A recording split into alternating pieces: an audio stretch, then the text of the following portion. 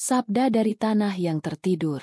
Kabut sore menuruni lembah Gunung Lawu, menyelimuti pepohonan pinus dan suara serangga yang nyaris tenggelam dalam sunyi. Di sebuah dusun kecil bernama Tlogo Arum, hidup seorang pemuda bernama Jatmiko, lulusan arkeologi yang kembali ke kampung halamannya setelah bertahun-tahun di kota. Ia datang bukan sekadar untuk beristirahat dari hiruk-pikuk, melainkan untuk mencari makna dari kisah yang diwariskan kakeknya. Kisah tentang sabda yang tertidur di perut bumi. Di belakang rumah tua peninggalan leluhur, Jatmiko menemukan sebuah ruang bawah tanah yang lama tertutup papan kayu. Di dalamnya, udara lembab menyambutnya dengan bau tanah dan waktu yang lapuk. Di sudut ruangan, terdapat sebuah peti kayu yang telah retak, dan di dalamnya, sebuah lontar berwarna coklat tua, ditulis dengan aksara Jawa kuno. Tulisan itu pudar, namun satu kalimat masih dapat terbaca jelas. Sira sapa kang bisa maca sabdaku, iku tanda jaman wus nyedak padang. Barang siapa dapat membaca sabdaku, maka ia penanda bahwa zaman terang telah mendekat. Nama di bawahnya membuat Jatmiko tercekat. Sabdo Palon Noyo Genggong. Kisah Sabdo Palon bukan hal asing bagi orang Jawa. Ia dikenal sebagai abdi spiritual dari Prabu Brawijaya V, raja terakhir Majapahit. Setelah kerajaan runtuh dan Islam mulai bersemi di tanah Jawa, Sabdo Palon dikisahkan tidak lenyap, melainkan menghilang dalam kabut, meninggalkan pesan bahwa ia akan tibo maneh sawise 500 tahun, datang kembali setelah 500 tahun, untuk menuntun Nusantara menuju zaman keemasan. Sejak malam itu, Jatmiko dihantui mimpi aneh. Sebuah sosok tua berselendang putih berdiri di tepi lautan api, memandang jauh ke timur sambil berucap, "Yen gunung wis pada embuka rahasia, lan segoro dadi kaca, wektu wis cetha. Sabdaku bakal tangi maneh." Bila gunung telah membuka rahasianya, dan lautan menjadi cermin, maka waktuku telah tiba. Pagi harinya, Jatmiko menulis ulang mimpi itu dalam buku catatannya. Ia mulai meneliti setiap simbol di lontar itu, mencoba menghubungkan kata-kata kuno dengan peta masa kini. Di sela keheningan, ia merasa seolah tanah Jawa berbisik di bawah telapak kakinya. Getaran halus, seperti denyut yang hidup. Malam kedua, ia kembali bermimpi. Kali ini, ia berada di tengah hutan penuh cahaya merah tembaga. Di sana berdiri sebuah gerbang batu besar bertuliskan aksara, Lawang Saka Kidul, Dalan Manunggal. Sebuah suara lirih berkata di telinganya, "Owahing jaman ora diwiwiti dening raja, nanging dening sing waspada." Perubahan zaman tidak dimulai oleh raja, melainkan oleh mereka yang sadar. Saat terbangun, Jatmiko merasa mimpi itu bukan sekadar bunga tidur. Ia merasakan panggilan, suara masa lalu yang ingin didengar kembali. Ia mulai menelusuri catatan sejarah Majapahit, kisah pendeta Buddha, hingga naskah-naskah kejawen yang tersebar di perpustakaan Surakarta. Setiap kali menemukan fragmen kata, Sabdo Palon, dadanya bergetar seperti disentuh sesuatu yang tak terlihat. Dari berbagai sumber, ia menemukan pola, sebuah nubuat yang selalu berulang. Bahwa ketika dunia dipenuhi oleh keserakahan, ketika manusia memuja benda dan melupakan tanah asalnya, maka Sabdo Palon akan muncul tanpa wujud, bukan sebagai manusia, tetapi sebagai kesadaran yang tumbuh di hati mereka yang mencari kebenaran sejati. Suatu malam di Tlogo Arum, ketika hujan turun perlahan, Jatmiko duduk di beranda rumah, membaca kembali lontar itu di bawah cahaya lampu minyak. Angin berhembus lembut membawa suara gamelan dari kejauhan, entah dari mana datangnya. Dalam keheningan itu, ia mendengar bisikan lembut dari balik daun-daun. "Jatmiko, wektu wis cedhak. Sing bisa ngrungu bakal weruh, sing weruh bakal tangi.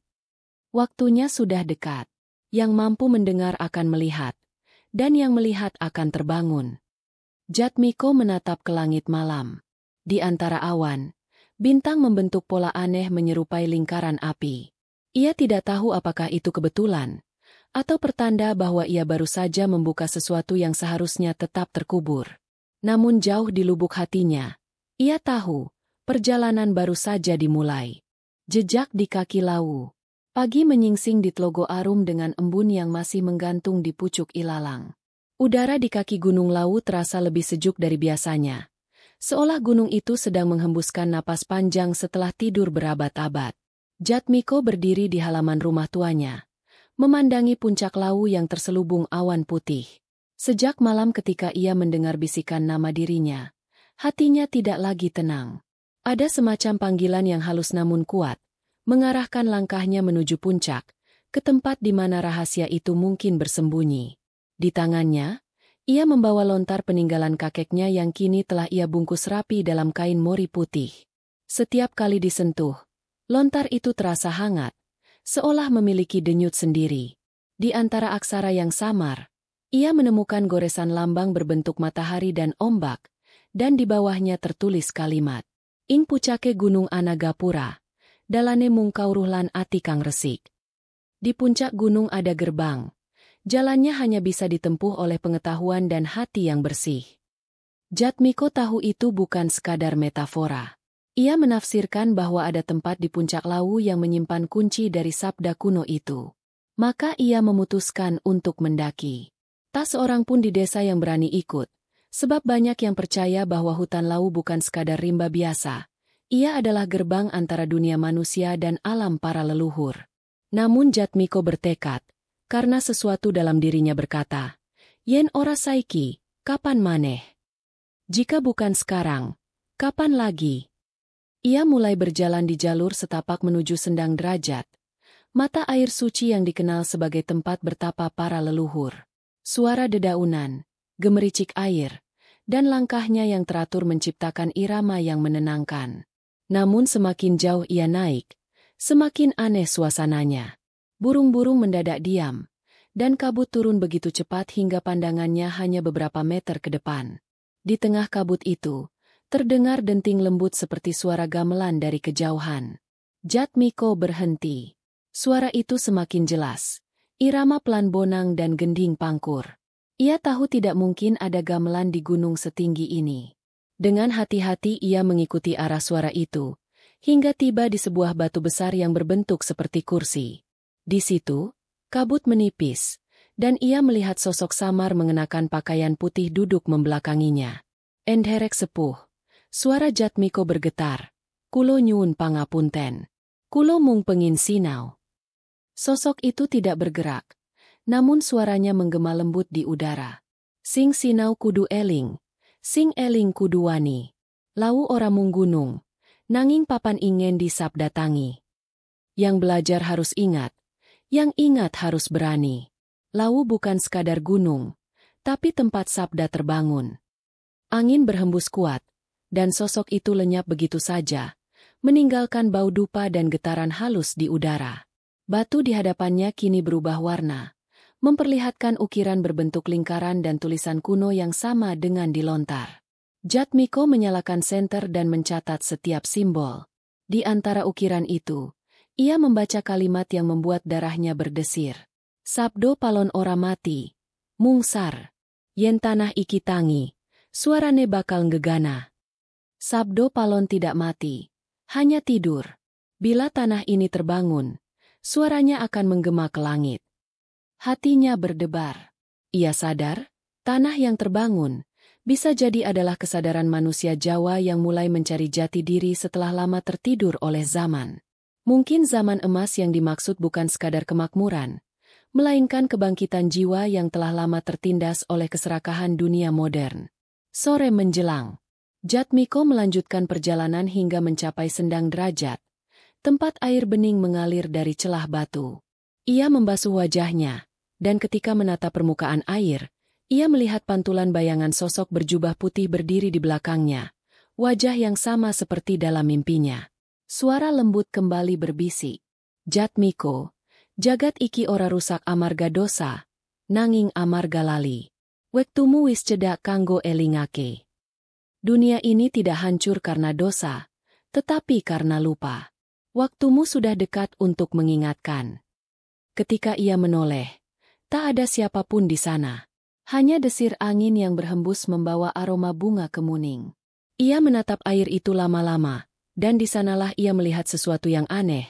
Dari dasar sendang muncul gelembung-gelembung kecil, dan di tengahnya muncul potongan batu bertuliskan aksara, "Titi Mangsa Wiskawaca."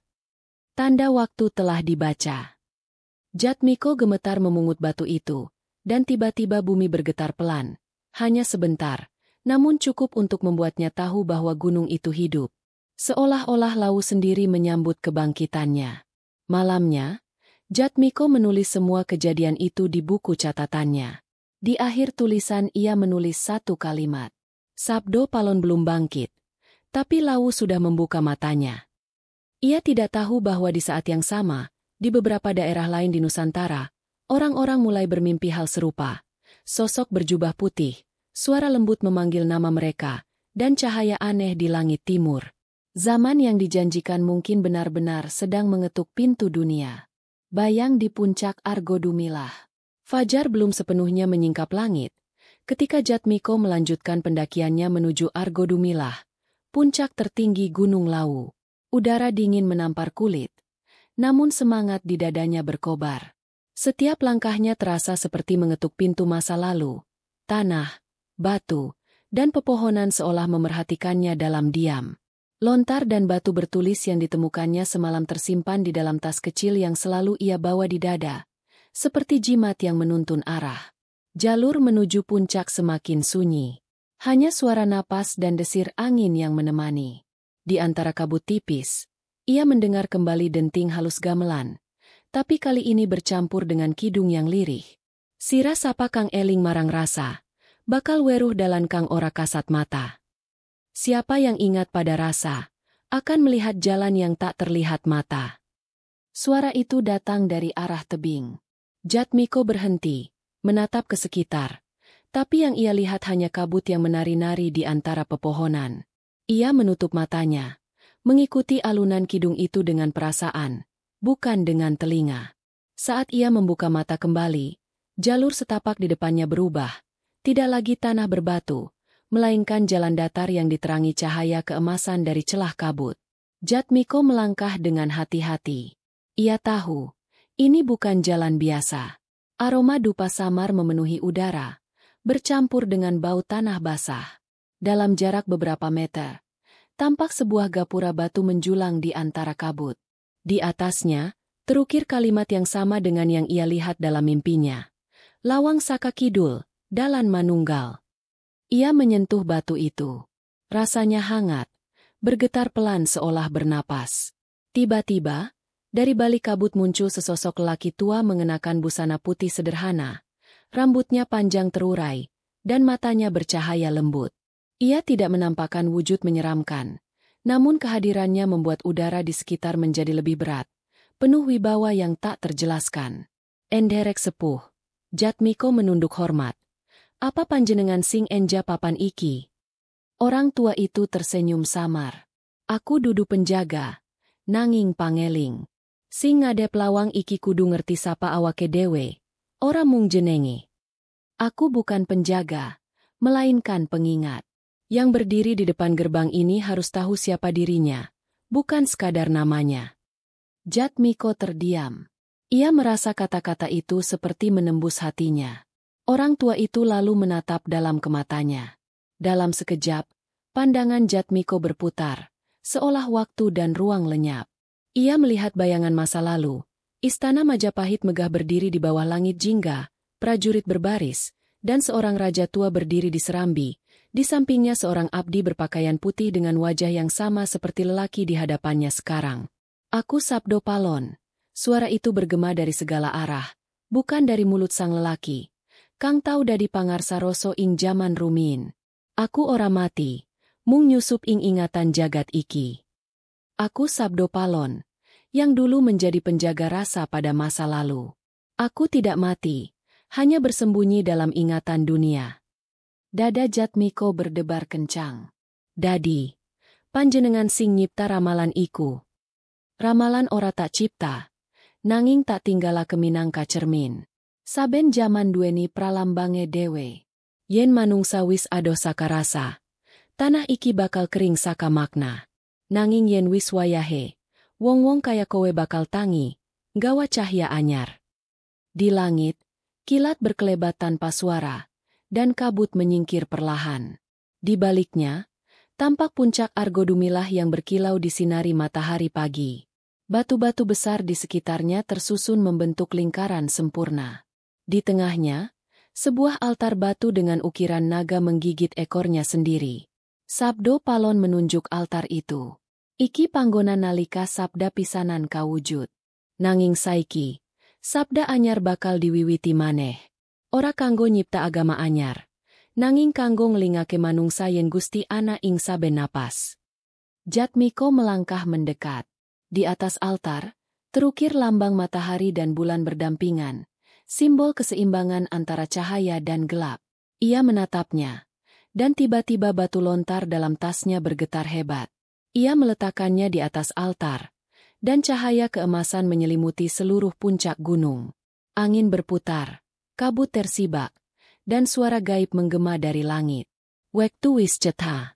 Sabda bakal tangi sakaloro, saka bumi lan saka ati. Setelah itu, semuanya kembali hening. Sosok Sabdo Palon menghilang, meninggalkan jejak wangi dupa dan perasaan damai yang dalam.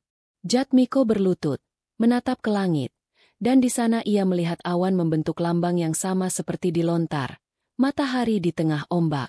Ia mengerti kini, ramalan itu bukan tentang datangnya sosok penyelamat, tetapi tentang kebangkitan kesadaran manusia.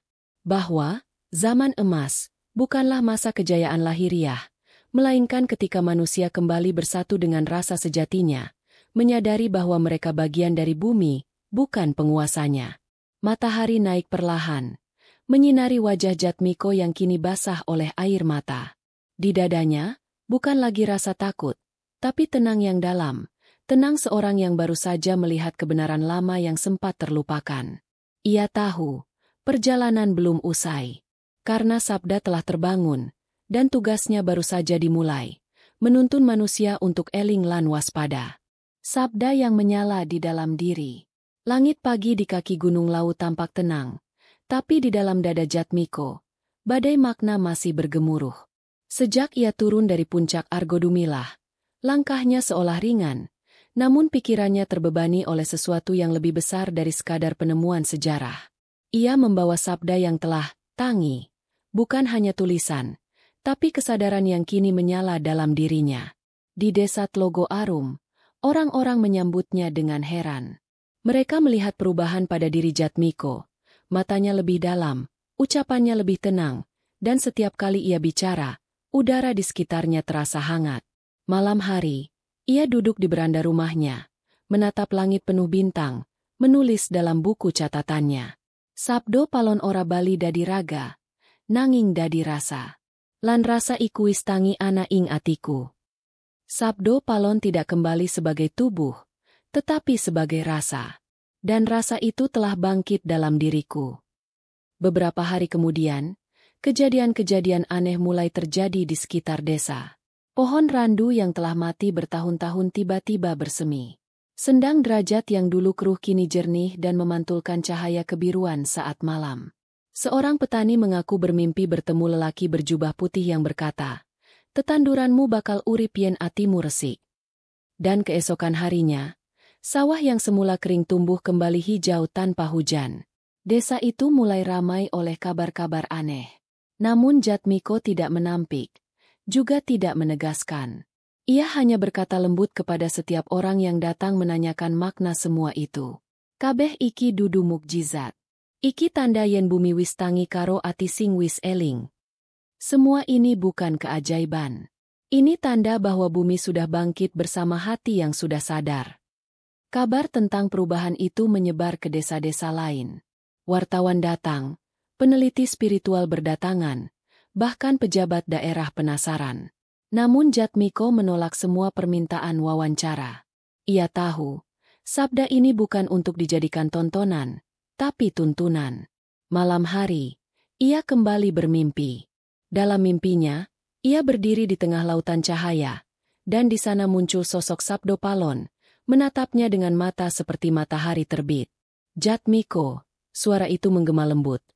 Suene jagat iki kepengin dislametke saka rusake pikir. Kowe dadi pangeling, dudu nabi, nanging panyambung suara bumi. Jatmiko, selama ini dunia ingin diselamatkan dari kerusakan pikir. Kau bukan nabi, tapi penyambung suara bumi. Ketika terbangun, dadanya terasa hangat. Ia memejamkan mata, dan dari dalam dirinya muncul bisikan yang bukan dari luar. Gunung wis nyandang cahya, saiki giliran kuthasing kudu tangi. Ia memahami maknanya.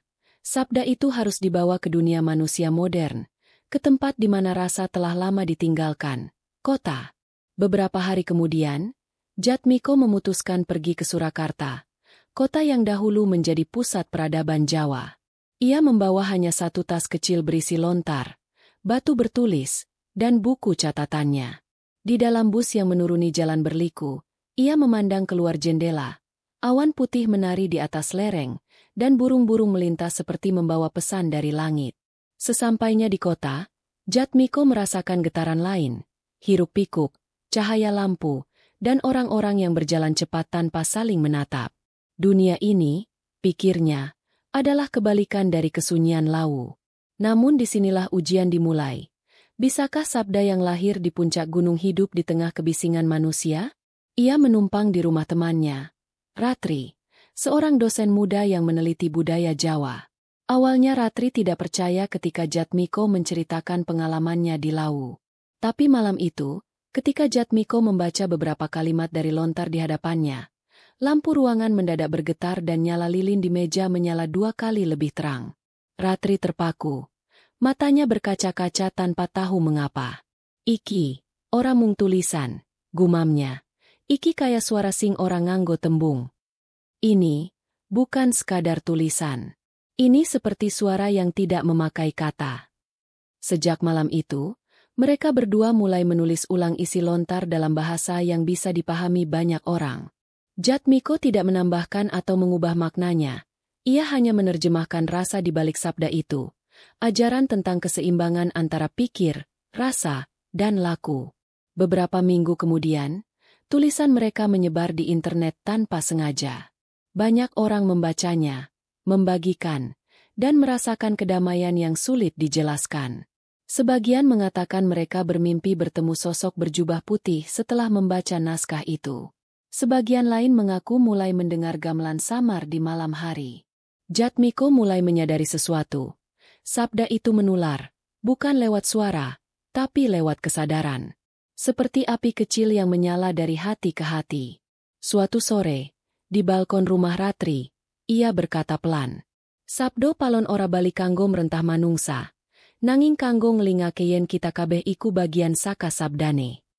Ratri menatap langit sore, di mana awan berwarna keemasan membentuk lingkaran seperti matahari di antara ombak. Ia tersenyum pelan.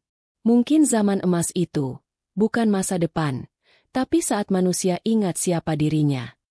Jatmiko hanya diam, namun matanya berbinar. Ia tahu, perjalanan belum selesai. Karena cahaya yang lahir di puncak Lawu kini mulai merambat ke hati manusia. Dan di antara riuhnya dunia modern, sabda itu menyala dalam diri, menunggu saat di mana seluruh Nusantara benar-benar terbangun. Suara dari langit timur.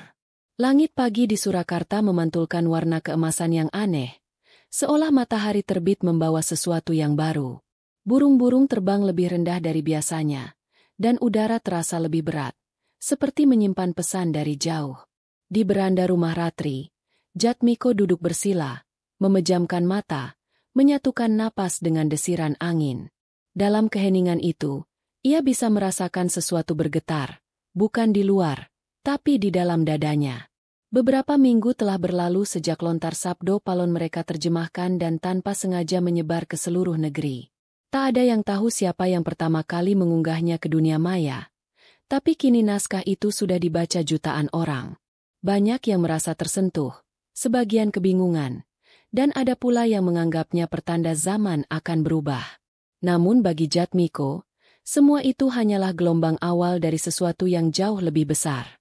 Ia mulai menerima pesan dari orang-orang yang mengaku mengalami hal-hal ganjil, petani di Kediri yang melihat cahaya melingkar di langit malam, nelayan di Tuban yang mendengar gamelan dari arah laut, anak-anak kecil di pesisir timur yang bermimpi tentang sosok berjubah putih berjalan di atas air.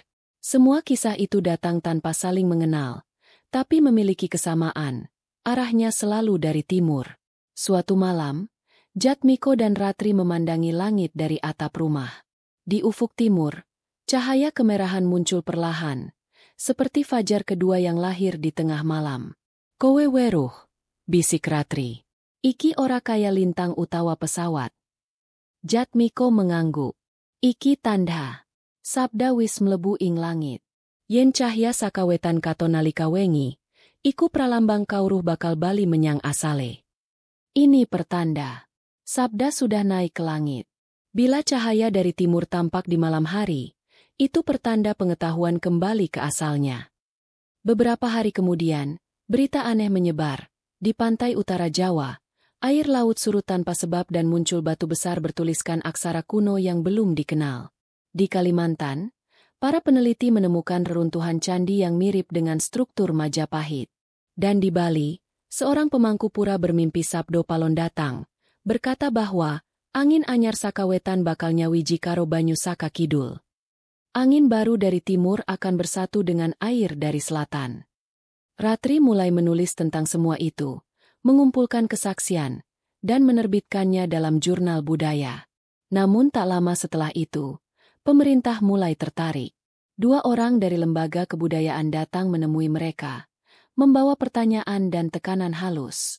Mereka ingin tahu dari mana asal lontar itu, siapa yang menulis ulang, dan apa tujuannya menyebarkan teks yang menggerakkan banyak orang. Jatmiko menjawab dengan tenang, iki ora kanggo gerakne, nanging kanggo ngelingake. Ini bukan untuk menggerakkan, tetapi untuk mengingatkan. Namun ia tahu, sabda yang telah keluar dari mulutnya kini tidak bisa dikembalikan.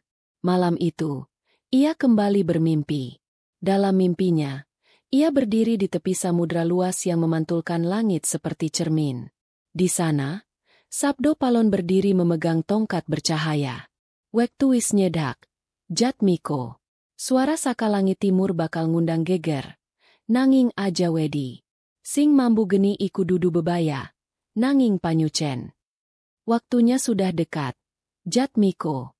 Suara dari langit timur akan menimbulkan kegemparan. Tapi jangan takut. Yang berbau api bukan kehancuran, melainkan penyucian. Ketika ia terbangun, udara terasa panas meski dini hari. Di luar jendela, langit timur memancarkan semburat oranye. Ia menatap arah itu lama-lama, dan di tengah cahaya, ia merasa mendengar nada-nada gamelan berpadu dengan suara ombak jauh, lembut, tapi tegas seperti panggilan. Keesokan harinya, Surakarta dilanda fenomena tak biasa. Hujan turun tanpa awan, hanya di satu area sekitar keraton. Orang-orang yang kebasahan mengaku mencium wangi dupa. Beberapa hari kemudian, kejadian serupa muncul di Yogyakarta, lalu di Blitar, Banyuwangi, hingga Bali. Di setiap tempat itu, seseorang bermimpi hal yang sama. Sabdo Palon tangi saka suara, ora saka kuburan. Sabdo Palon bangkit lewat suara, bukan dari kubur. Ratri menatap Jatmiko dengan campuran takjub dan takut. Apa iki tandha? Zaman emas iku wis cedhak. Jatmiko menatap langit timur yang kini dipenuhi cahaya lembut. Ia menjawab lirih. Zaman emas ora teka nganggo prajurit, nanging nganggo pangeling. Nalika manungsa eling sapa awake dewe, nalika iku srengenge bakal tangi saka ati. Zaman emas tidak datang dengan pasukan, tapi dengan kesadaran. Saat manusia ingat siapa dirinya, matahari akan terbit dari hati. Beberapa malam setelah itu, cahaya aneh muncul di atas Laut Jawa, terlihat dari berbagai daerah sekaligus. Bentuknya seperti lingkaran bercahaya yang perlahan berputar, memancarkan warna emas pucat. Banyak yang panik, banyak pula yang sujud dan menangis. Namun bagi mereka yang memahami sabda, itu adalah tanda bahwa langit telah membaca doa bumi.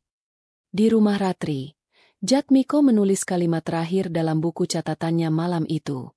Suara saka langit timur wis keprungu. Nanging iki dudu akhir, iki wiwitan. Suara dari langit timur sudah terdengar. Tapi ini bukan akhir, ini permulaan. Perjamuan di antara dua dunia. Malam turun di Surakarta dengan hawa yang ganjil.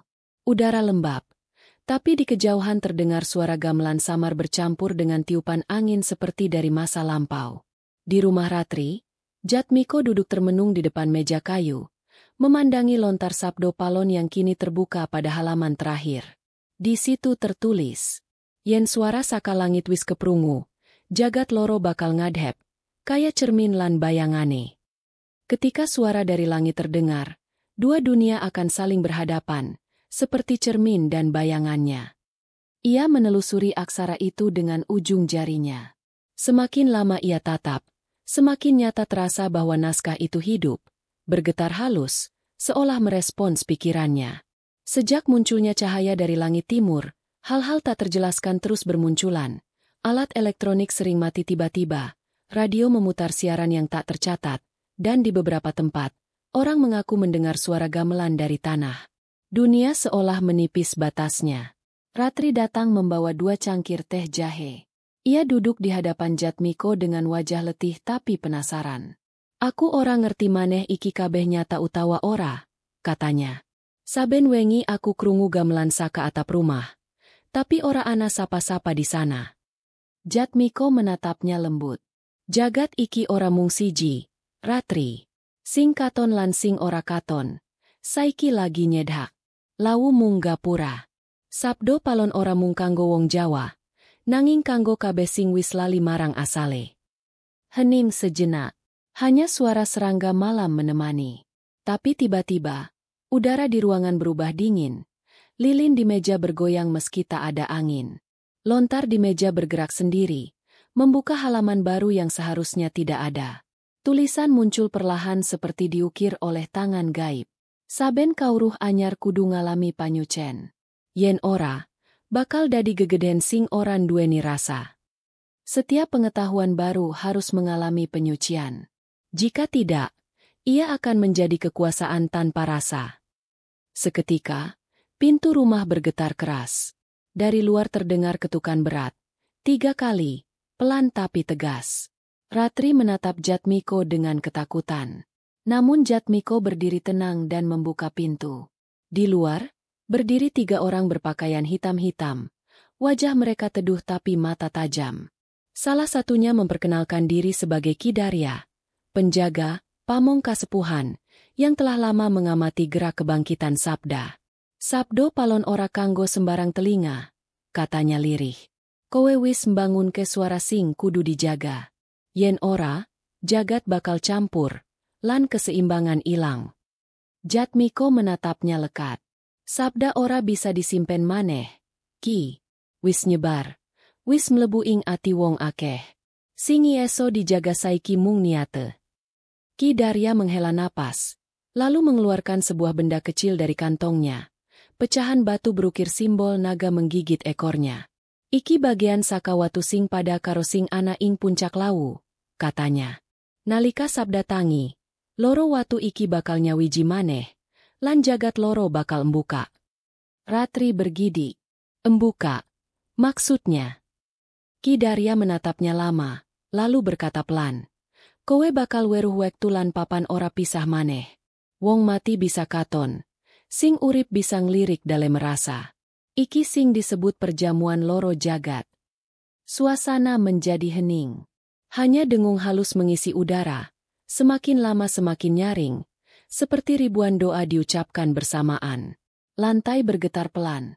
Dan dari jendela tampak sinar merah muda muncul di langit timur. Jatmiko menatap cahaya itu. Merasakan dada bergetar.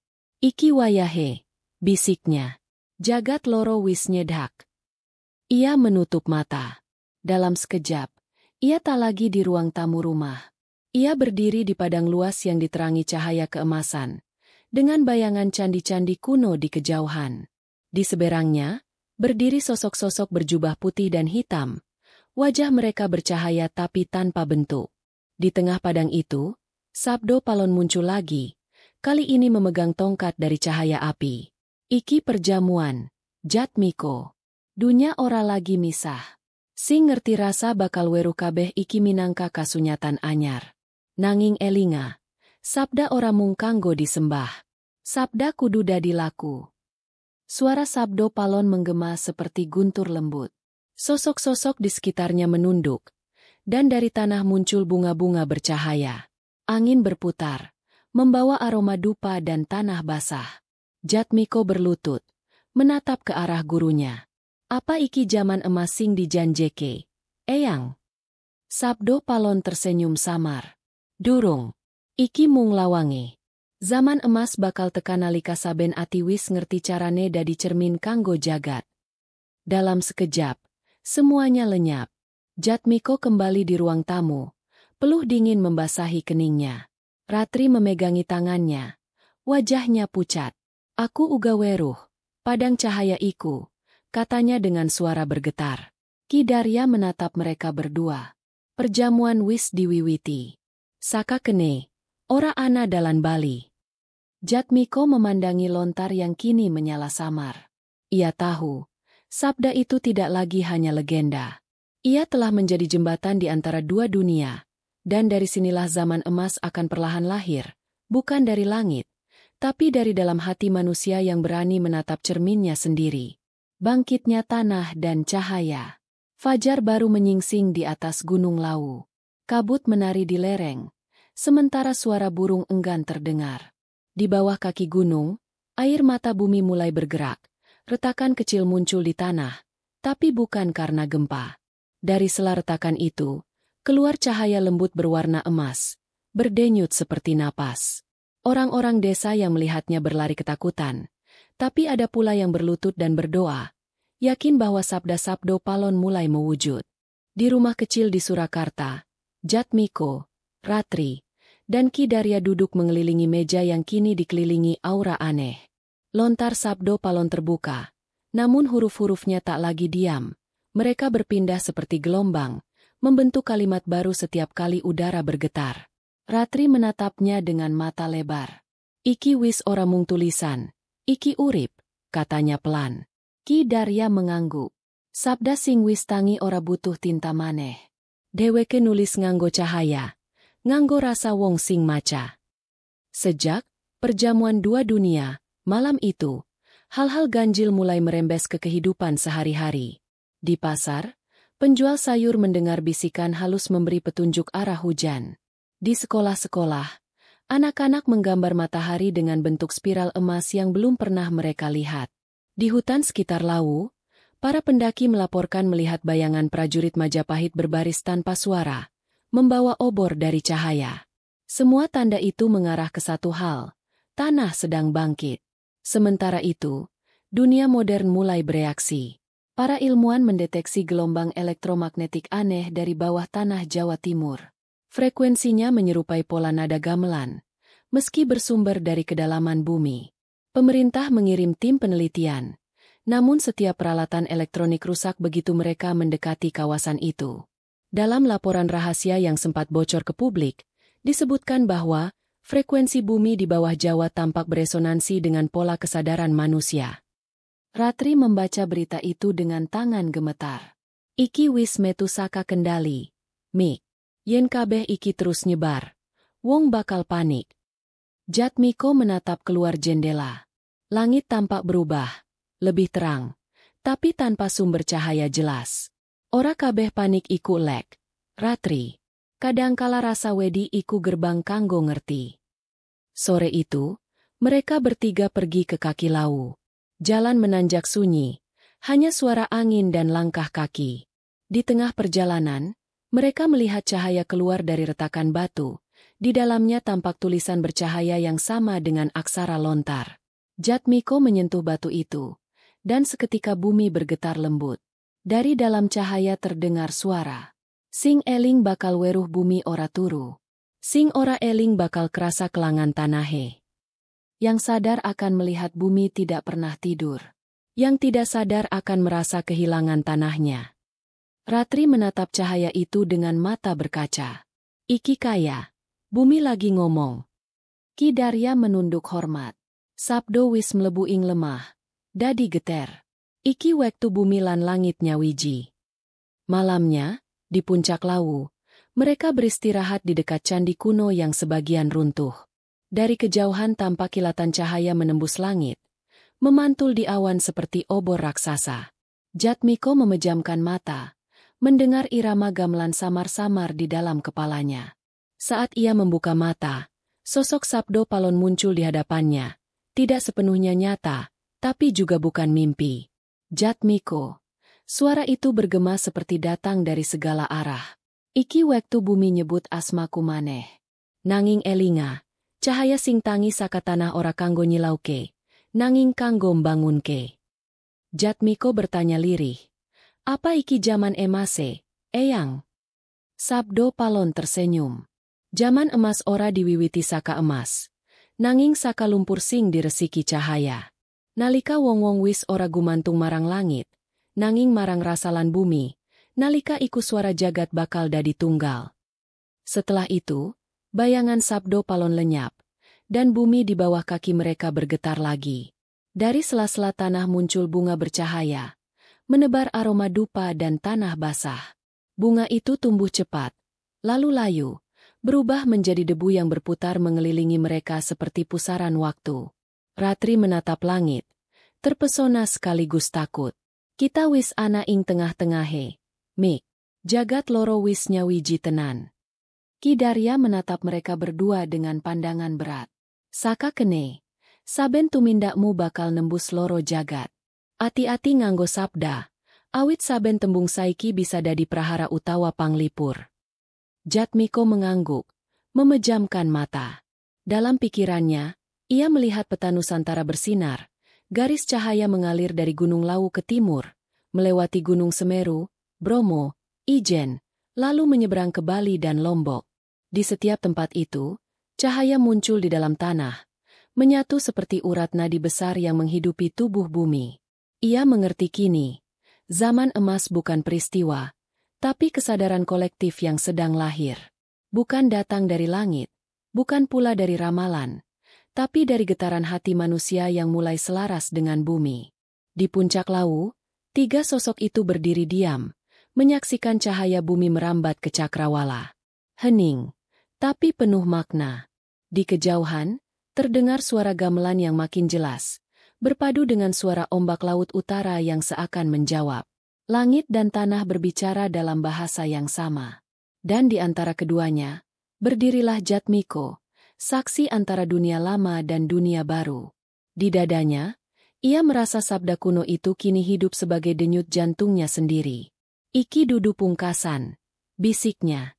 Iki wektu bumi bali ngomong nganggo rasa manungsa. Api dari selatan. Beberapa minggu setelah cahaya bumi muncul di lereng Lawu, ketenangan yang menenangkan itu berubah menjadi kegelisahan. Laut di selatan mulai bergemuruh tanpa sebab, dan angin dari arah Samudra Hindia membawa aroma garam bercampur asap, seperti ada sesuatu yang terbakar jauh di bawah cakrawala. Burung-burung laut terbang berputar di langit, menjerit seolah hendak memperingatkan manusia akan sesuatu yang datang. Di rumahnya di Surakarta, Jatmiko duduk di depan jendela, matanya kosong. Ia bisa merasakan denyut bumi dari kejauhan, tapi kini denyut itu tak lagi lembut. Ia berdenyut cepat, seperti nadi orang yang sedang marah. Ana sing ora imbang, gumamnya lirih. Cahaya saka wetan wis tangi, nanging geni saka kidul uga melu obah. Ratri yang duduk di seberangnya membaca berita di layar. Gelombang besar menghantam pesisir selatan Jawa dan Bali, tapi anehnya tak ada korban jiwa. Air laut sempat surut jauh, lalu kembali dengan kilatan cahaya di permukaannya. Orang-orang di pantai mengatakan mereka melihat bayangan raksasa berselimut kabut muncul sesaat sebelum gelombang datang. Bayangan itu menyerupai naga api yang menatap ke arah gunung-gunung di utara. Ki Darya, yang kini jarang bicara, hanya mengangguk pelan. Geni iku ora tansah bebaya, katanya. Kadang kala geni dadi pangresi. Nanging yen manungsa durung siap, geni bisa dadi pangruksak. Malam itu, Jatmiko bermimpi aneh. Ia berdiri di tepi lautan luas yang memantulkan langit merah darah. Di tengah ombak, muncul sosok wanita berpakaian merah dan emas, dengan rambut panjang bergelombang seperti ombak itu sendiri. Matanya berkilau seperti bara, namun senyumnya lembut. Jatmiko, katanya dengan suara yang menggema lembut tapi tegas. Aku sing lairake geni saka kidul. Wong-wong nyebut aku Ratu Segara Kidul. Nanging aku dudu musuhe cahaya. Aku bayangane. Jatmiko menunduk hormat. Duh Ratu, kenapa lautanmu bergolak? Sosok itu melangkah di atas air, Setiap langkahnya menimbulkan lingkaran cahaya. Amarga cahaya wis tangi, nanging rasa manungsa durung imbang. Cahaya tanpa bayangan bakal nyilauke. Bayangan tanpa cahaya bakal ngrasukake. Kabeh kudunya wiji, ora saling ngalahke. Ia mengulurkan tangannya. Aku wis nunggu wektu iki. Wektu bumi lan langit pada tangi. Nanging saiki geni saka kidul kudu diresiki. Yen ora, bumi bakal kebakar dening rasa ora sabar. Ketika Jatmiko terbangun, udara di kamarnya beraroma laut. Ratri tidur di sampingnya, menggenggam lontar sabdo palon yang kini berpendar lembut. Ia menyentuhnya dan mendapati halaman baru yang belum pernah ada. Nalika geni saka kidul tangi, bakal ana wong sing dadi panyawange bumi lan banyu. Yen dheweke gagal, tanah bakal garing, lan sabda bakal sirna maneh. Hari berikutnya, mereka bertiga menuju pesisir selatan. Perjalanan panjang membawa mereka ke Parangtritis, tempat laut bertemu dengan langit tanpa batas. Ombak besar bergulung, namun tak menyentuh pasir, seperti menahan diri. Di antara semilir angin, terdengar suara gamelan dari dalam ombak. Ratri menatap laut dengan takjub dan takut bersamaan. Rasane kaya ana sing ngawasi kita, bisiknya. Ki Darya berdiri di tepi pasir, memejamkan mata. Iki panggonan suci, panggonan nyawijie unsur bumi lan banyu. Yen geni tangi, mung wong sing enduwe rasa seimbang sing bisa ngendalekake. Jatmiko melangkah ke air. Ombak menyentuh kakinya, hangat seperti darah. Ia merasakan sesuatu di dalam dada, campuran antara rasa takut, cinta, dan kewajiban. Ia mengangkat tangan, menatap laut. Wahai Ratu Kidul, aku ora teka kanggo nguasani geni, nanging kanggo nglingake manungsa sing wis lali. Yen geni iki kudu nyuceni, resikna kanthi rasa, dudu amarah. Langit berubah warna. Dari cakrawala, muncul cahaya merah muda bercampur emas, membentuk pusaran besar di atas laut. Ombak mendadak tenang, dan di tengah pusaran itu muncul siluet wanita yang sama dari mimpinya. Ia menatap Jatmiko, lalu berbisik, "Aku wis ngerti saiki. Bumi butuh cahaya, nanging uga butuh banyu kanggo nahan geni. Aku bakal turu maneh, nganti manungsa eling yen kabeh iki mung bayangan saka rasa siji." Pusaran perlahan mereda. Langit kembali biru, dan ombak berdesir lembut ke pantai. Jatmiko berlutut, menatap laut dengan air mata di matanya. Ia tahu, pertemuan itu bukan sekadar mimpi, itu perjanjian antara api dan cahaya, antara bumi dan laut. Ki Darya menatap horizon dengan wajah berat. Wis ana sing diresiki, nanging durung rampung. Isi ana geni liyane, geni saka cero ati manungsa sing durung tenang. Ratri menggenggam tangan Jatmiko. "Mik, yen kabeh unsur wis tangi, cahaya saka langit, bumi saka wetan, geni saka kidul, apa artine iki wis meh tekan jaman emas?" Jatmiko menatap jauh ke cakrawala. Durung. Zaman emas ora teka saka alam, nanging saka manungsa sing wis sinau saka alame. Saiki bumi wis siap, mung ati manungsa sing kudu tangi. Mereka bertiga berdiri lama di tepi laut, menyaksikan matahari tenggelam di balik ombak merah keemasan. Di kejauhan, terdengar gamelan halus mengiringi angin, seperti lagu penutup sebuah bab besar. Dan malam itu, ketika langit menjadi gelap sempurna, cahaya kecil muncul dari arah utara, cahaya putih yang menembus awan dan berhenti di atas Gunung Lawu, bergetar lembut seolah memanggil Jatmiko untuk perjalanan terakhir menuju inti sabda. Gerbang zaman emas. Angin dari utara berembus dingin membawa aroma tanah basah dan dupa yang samar. Di kejauhan, Gunung Lawu berdiri gagah dalam keheningan. Puncaknya diselimuti kabut berkilau seperti emas cair. Di sanalah semua awal bermula, dan di sanalah semua akan berakhir. Jatmiko, Ratri, dan Ki Darya berdiri di kaki gunung itu, memandangi jalan setapak yang kini diterangi cahaya lembut. Cahaya itu bukan dari matahari, melainkan dari dalam tanah, seperti bumi sendiri yang memanggil. "Wektu wis teka," kata Ki Darya perlahan. Suaranya bergetar. "Iki gerbang sing wis diramal dening sabdo palon. Sing mlebu ora mung awake, nanging uga atine." Jatmiko menatap puncak Lawu. Dalam dadanya, sabda yang selama ini bergema terasa semakin kuat, berpadu dengan detak jantungnya sendiri. Seolah antara dirinya dan bumi tak lagi berbeda. Ia sadar, perjalanan ini bukan hanya menuntun manusia kepada ramalan, tetapi kepada dirinya sendiri, untuk menjadi jembatan antara dua dunia. Mereka mulai mendaki. Setiap langkah diikuti gema halus, seperti nada gamelan dari dalam bumi. Langit di atas berubah warna dari biru menjadi keemasan, lalu memudar menjadi putih bersih. Di tengah perjalanan, angin berputar dan membentuk sosok samar. Bayangan Sabdo Palon muncul, berdiri di antara kabut. Jatmiko. Suaranya menggema dari segala arah. Iki wektu sing wiswe didadekake pralambang. Saben wong sing mlaku nganti puncak iki kudu ninggalake bayangane dewe. Ora ana sing mlebu gerbang jaman anyar kanthi rasa duwe. Jatmiko menunduk. Aku ora duwe apa-apa maneh. Eyang. Aku mung dadi saksi. Sabdo Palon tersenyum. Saksi sing ngerti tegese sabda luwih kuat tinimbang raja sing ora ngerti maknane. Yen kowe wis siap, lawang bakal embuka. Seketika, kabut di sekeliling mereka berputar seperti pusaran air. Dari tengahnya muncul batu besar berbentuk lingkaran dengan ukiran naga dan burung garuda saling melilit. Batu itu bersinar, dan di atasnya muncul tulisan bercahaya. Sapa sing mlebu kanthi rasa tunggal, bakal nyawiji karo jagat loro.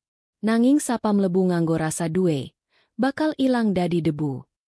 Ratri memandang Jatmiko dengan mata basah. Yen iki gerbange, apa kowe yakin arep mlebu? Jatmiko menggenggam tangannya lembut. Iki ora babar pisan bab wani utawa ora. Erate. Iki bab ngerti. Yen aku wis ngerti, aku kudu mlebu. Amarga ngerti tanpa laku iku ora ana gunane. Ki Darya menunduk hormat. Aku ora bakal mlebu. Tugasku mungancani nganti lawang iki kebuka. Saka kene, kowe loro sing bakal dadi saksi jagat anyar. Jatmiko mengangguk. Ia melangkah mendekati batu bercahaya itu bersama Ratri. Begitu mereka berdiri di hadapannya, tanah bergetar pelan, dan udara di sekitar menjadi hangat. Suara gamelan terdengar semakin jelas, bukan dari luar, melainkan dari dalam dada mereka. Lalu, batu itu terbelah perlahan, menampakkan cahaya putih yang begitu terang hingga membuat dunia di sekitar seolah lenyap. Dalam cahaya itu, Jatmiko melihat kilasan, ribuan wajah manusia, petani, nelayan, anak-anak, orang tua, semuanya tersenyum, memandang langit dengan mata penuh harapan. Ia melihat kota-kota bersinar, sungai-sungai kembali jernih. Manusia berbicara bukan untuk menundukkan, tapi untuk memahami. Ia melihat bumi tersenyum, dan langit menunduk, menyatu dalam keseimbangan yang sempurna.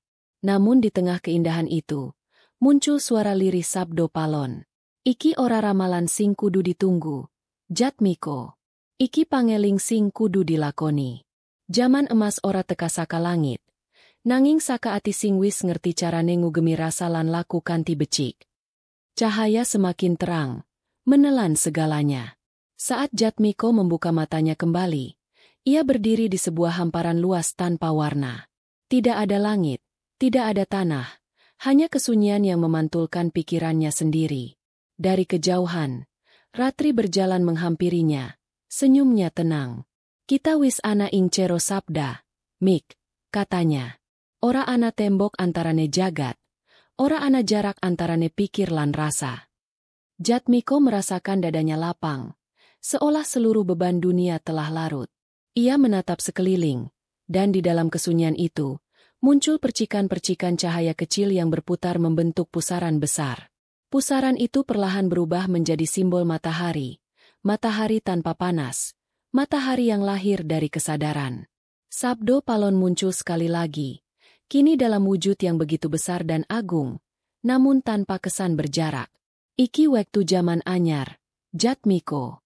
Dudu jaman sing diisi emas lan tahta, nanging jaman sing diisi pangerten lan katresnan. Yen manungsa wis ngerti yen saben tembunge bisa dadi doa utawa karusakan, nalika iku, jaman emas wis diwiwiti. Cahaya perlahan meredup, dan mereka berdua berdiri kembali di puncak Lawu. Langit berwarna jingga, matahari terbit di ufuk timur, dan udara terasa segar seperti dunia baru. Di bawah mereka, bumi bersinar lembut. Sawah, hutan, laut, dan kota tampak menyatu dalam harmoni yang tenang. Ki Darya berdiri di kejauhan, menatap mereka sambil meneteskan air mata. Wis wayahe. Sabdo wis dadi cahaya. Wong-wong bakal ngerasa kake perubahan iki tanpa ngerti asale. Ratri menggenggam tangan Jatmiko. Kita wis nyekseni kabeh. Saiki apa sing kudu kita lakoni? Jatmiko tersenyum, menatap matahari yang perlahan naik. Kita bali. RAT. Ngajar wong lia carane krungu bumi. Ora mung maca sabda. Zaman emas ora di langit. Nanging ana ing saben napas sing sadar. Dari puncak Lawu, mereka menuruni gunung perlahan, membawa sabda yang kini tak lagi tertulis di lontar, tapi hidup di dalam hati. Di belakang mereka, cahaya emas masih menari di kabut, seperti tanda abadi bahwa bumi dan langit telah berdamai. Dan di udara yang tenang itu, suara Sabdo Palon terdengar untuk terakhir kalinya. Lembut, namun bergema ke seluruh jagat. Aku ora lunga. Aku ana ing saben rasa sing eling marang kasunyatane urip. Yen manungsa wis eling, aku wis bali. Langit berubah keemasan, dan bumi tersenyum. Zaman emas pun dimulai, bukan sebagai kisah, tapi sebagai kesadaran baru yang tumbuh di dada manusia.